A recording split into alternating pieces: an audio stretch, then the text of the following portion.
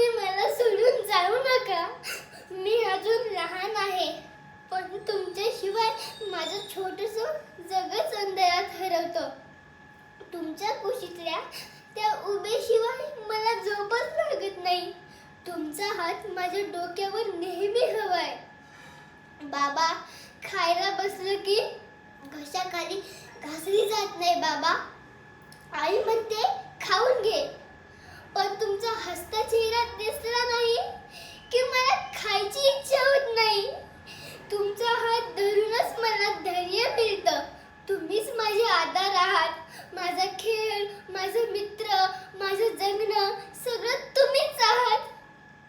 तुम्हीच मला शिकवलं हसणं, चालणं, बोलणं.